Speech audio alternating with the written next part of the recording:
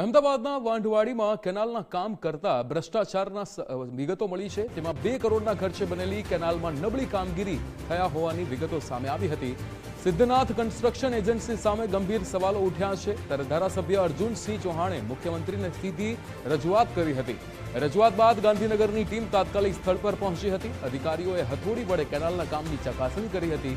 તપાસ દરમિયાન ગુણવત્તામાં ક્ષતિઓ સામે આવી હતી। ગાંધીનગરની ટીમની હાજરીમાં આખી કેનાલ તોડી નખાઈ હતી। કરોડોના ખર્ચે છતાં કામમાં મોટો ભ્રષ્ટાચાર ખુલ્યો હતો। ધારાસભ્યની રજૂઆત બાદ તંત્રમાં ભારે ફફડાટ ફેલાયો છે।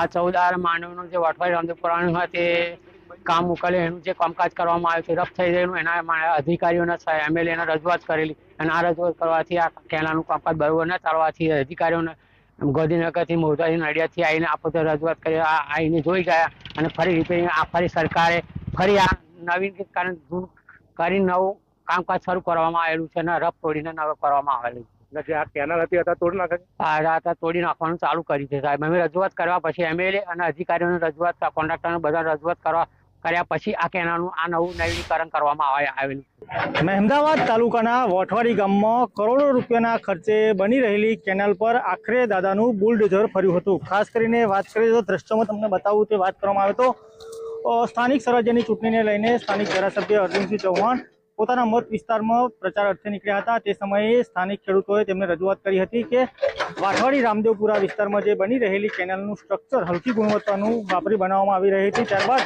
ધારાસભ્યએ સિંચાઈ વિભાગના કર્મચારી અને અધિકારીઓને સાથે રાખીને હથોડી મારી કેનાલનું કામ ચેક કર્યું હતું। ચેક કર્યા બાદ ધારાસભ્ય અર્જુનસિંહ ચૌહાણે મુખ્યમંત્રીને રજૂઆત કરી હતી। મુખ્યમંત્રીને રજૂઆત કરતા જ ગઈકાલે અને આજે ગાંધીનગરથી સિંચાઈ વિભાગના અધિકારીઓ દોડ્યા હતા અને ત્યારબાદ મુખ્યમંત્રીની સૂચનાથી આજે સમગ્ર કેનાલ છે કેનાલ પર દાદાનું બુલડોઝર ફરી વળ્યું હતું અને ખાસ કરીને વાત કરીએ તો જે આખી કેનાલ હતી કેનાલને તોડી નાખીને નવેસરથી બનાવવામાં આવશે તેવું લાગી રહ્યું છે।